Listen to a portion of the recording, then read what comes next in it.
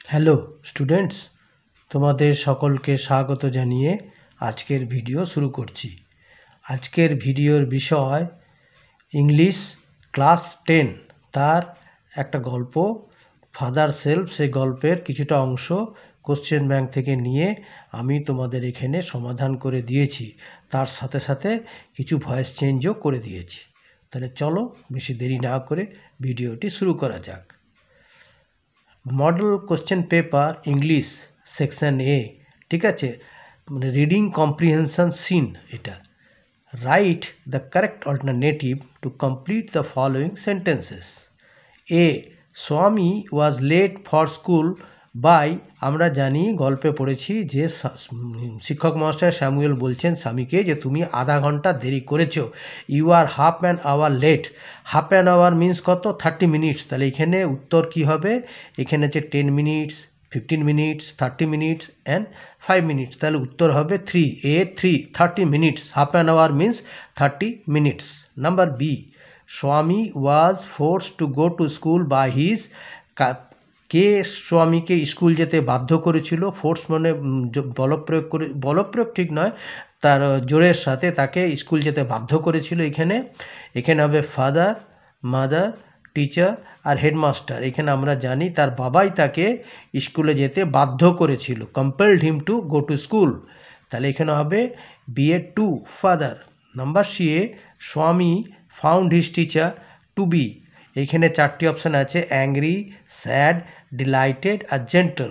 স্বামী সেদিন তার শিক্ষক মশাই স্যামুয়েলকে দেখেছিল যে তিনি ছিলেন সেদিন খুবই শান্ত, নম্র, ভদ্র, জেন্টল, ঠিক আছে। তাই এখানে নাম্বার সি এর 4-এর আনসারটা হলো উত্তর জেন্টল। আচ্ছা, এইখানে বলা হচ্ছে fill in the chart with information from the text. এখানে একদিকে আছে হোয়াট হ্যাপেন্ড, কী ঘটেছিল, আর একদিকে আছে হোয়াই, ডান দিকে আছে হোয়াই, কেন ঘটেছিল। তাহলে নাম্বার 1-এ বলা হয়েছে স্বামী কেম লেট টু স্কুল, স্বামী স্কুলে দেরি করে এসেছিল। তার কারণ কি? তার কারণ হচ্ছে তার সেদিন স্কুলে আসার ইচ্ছা ছিল না, সে অছিলা খুঁজেছিল, কোনো একটা অসুস্থতা হলে তাকে স্কুলে যেতে হবে না, তাই অছিলা নিয়েছিল কি তার মাথা ব্যথা। তাহলে হোয়াই উত্তর হচ্ছে he did not want to go to school on the pretext of headache. On the pretext মানে ছলে, মাথা ব্যথা ছলে, তার সত্যি সত্যি কিন্তু মাথা ব্যথা ছিল না, যদিও সে বলছে আই হ্যাভ এ হেডেক, আমার মাথার যন্ত্রণা হচ্ছে, সত্যি সত্যি তার কি মাথার যন্ত্রণা হয়েছিল? তা নয়, এটা ছিল তার অছিলা, অজুহাত। তাহলে সে আসলে স্কুল যেতেই চাচ্ছিল না, সেই জন্যে এই অছিলায় সে সেদিন স্কুলে যাব না, তারপরে তার বাবা বাধ্য করে তাকে পাঠিয়েছিল, এই জন্য তার আধ ঘন্টা দেরি হয়েছিল। তাহলে তার না যাওয়ার কারণটা ছিল যে সে মাথার যন্ত্রণার ভান করেছিল। নাম্বার 2-এ বলা হয়েছে স্বামী ফেল্ট স্যাড, স্বামী দুঃখবোধ করেছিল। কী কারণে? না, সে পরে বুঝতে পেরেছিল যে স্যামুয়েল স্যারের মতো স্যারের মতো এরকম নম্র, ভদ্র, জেন্টল সে আগে কখনো কাউকে পায়নি। তাহলে he had never mate anyone as good as Samuel, তার স্যামুয়েল স্যারের মতো এত ভালো স্যারের আর কাউকে দেখতে পায়নি। আচ্ছা, নাম্বার সি এ বলা হয়েছে answer the following question. What Impress Samuel, Samuel sir কোন কথাতে অভিভূত হয়েছিলেন, বা কোন জিনিসটি তাকে অভিভূত করেছিল? Answer, Samuel was impressed when Swami said his father did not want him to miss school. যখন স্যামুয়েল অভিভূত হয়েছিলেন যখন তাকে স্বামী বলেছিল যে তার বাবা চাইছিলেন না যে সে স্কুলে কামাই করুক বা মিস করুক, এই কথাটা শুনে স্যামুয়েল স্যার অভিভূত হয়েছিলেন। আচ্ছা, এবার write the correct alternative to complete the following sentences. Number A, the little prig is the, little prig বলতে কাকে বোঝানো হয়েছে? নাম্বার 1-এ মাউন্টেন, নাম্বার 2-এ স্কুইরল, নাম্বার 3-এ প্ল্যান্ট, নাম্বার 4-এ মাউস। তাহলে আমরা জানি লিটল প্রিগ মাউন্টেন বলেছিল স্কুইরলকে, পর্বত বলেছিল কাঠবিড়ালিকে, তাহলে লিটল প্রিগ হচ্ছে এখানে স্কুইরল।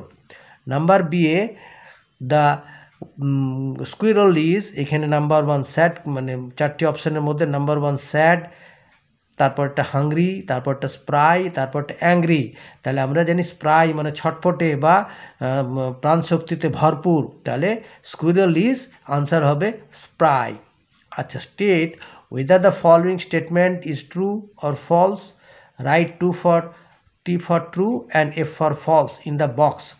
Provide sentence, phrases or words in support of your answer. The mountain called the squirrel বান। এটা তাহলে মাউন্টেন কিন্তু কাঠবিড়ালিকে বান বলে সম্বোধন করেনি, সে বলেছিল লিটল প্রিগ। তাহলে এটা হচ্ছে ফলস, এই যে এখানে লেখা আছে ফলস। আর সাপোর্টিং স্টেটমেন্টটা হচ্ছে and the farmer call the letter little prig. ঠিক আছে, আচ্ছা এরপরে কতগুলো ভয়েস চেঞ্জ আমি দিয়েছি দেখো। Change the voices. Number 1, someone wrote this letter in the 19th century. Answer, this letter was written by someone in the 19th century. Number 2, they have invited me to their house. Answer, I have been invited by them to their house. 3 number 3, the news will please you. Answer, you will be pleased with the news. Number 4, honey tastes sweet.